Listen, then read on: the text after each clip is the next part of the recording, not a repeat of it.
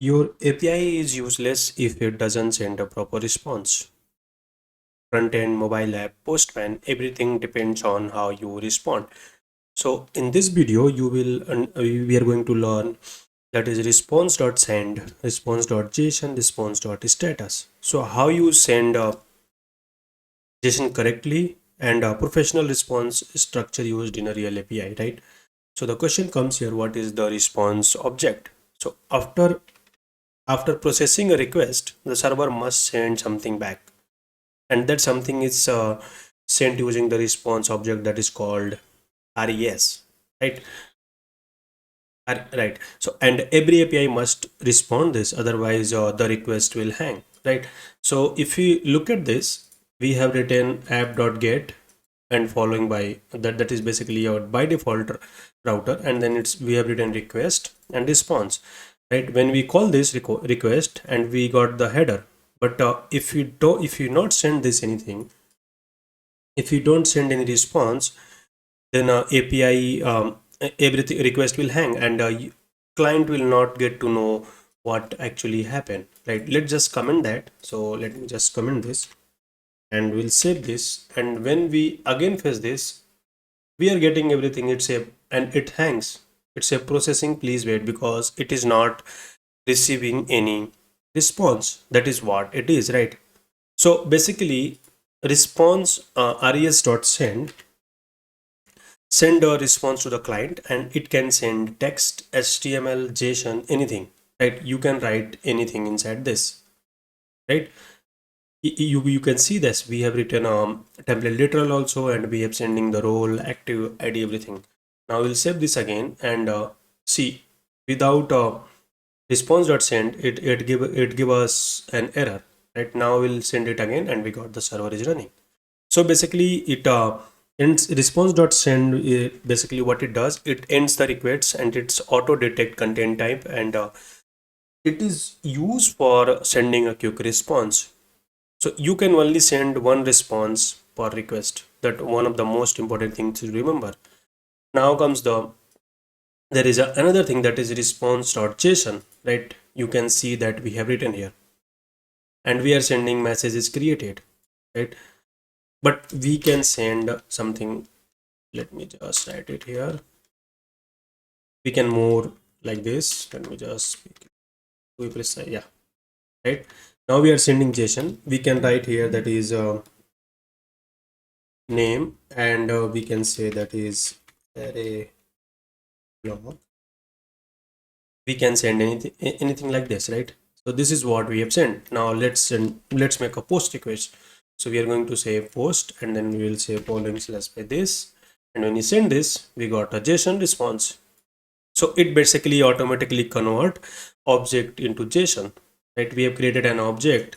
So the request the response.json, basically res.json, is basically convert object into a JSON and sets content type. So if you go here and you will say header, you can say content type application JSON, right? You can say that, and it is mostly preferred by any developer, and it is easier to access when you have a lot of data, and when you try to loop through the response, and you will get all the value whatever you wanted, right? So if you are building API, use response.json by default. There comes another thing, that is response.status. So let's create another endpoint. Let me just copy this and I will write it here, and we can say here that is status, right? And let me just delete this. So response.status is basically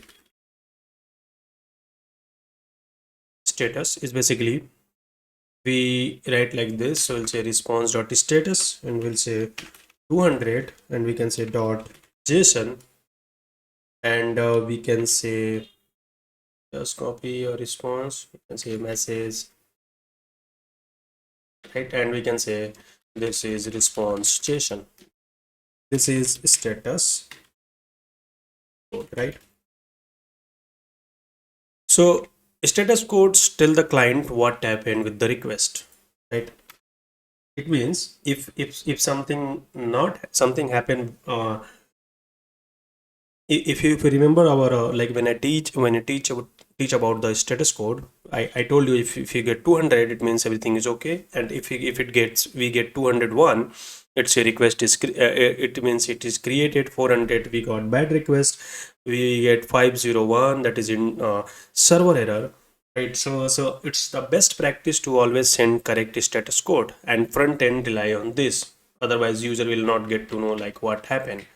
Right now, let's make a request. We'll say status, and when we send this, we come here and it say, okay, let me just, okay, we are making a post request. We have to get, and it say this is a status code, right? That is what it say. So basically, never send 200 for error, and that's a beginner mistakes. If you make 40, if your code is giving an error and you are sending 200, that is going to be not that will not work at any cost, right? And now we learn about that is a response res.send that basically ends the API connection, API talking. And we also learn res.json, we also learn res.status. Now let's understand the professional API response structure. So in real project, basically response follow a consistent structure. That is, we can say in form of JSON, it is like that, it is like that. And you can see that basically what we written here, that is like it in a response you get like this. So you get success, and then we can say, okay, let me just see. So basically I'll tell you what I'm trying to say. It's in, okay, let me just copy this. I'll create here one, how the professional AP professional JSON response look, or a response look like this. So we'll say success, and we are going to say that is true, right? And message we have created, name we created. Now we can create the data, and we are going to say create the data, right? And we can send ID equals to 1. We can create like name, that is going to be something hello, like this, something you can say hello. Now you can write multiple data inside this. That is what the standard structure. And if you see, this is the success response, right? And if you see the error response, it's a, okay, let me just do this. It's a false. Message will say user not found or something, and then everything got deleted, right?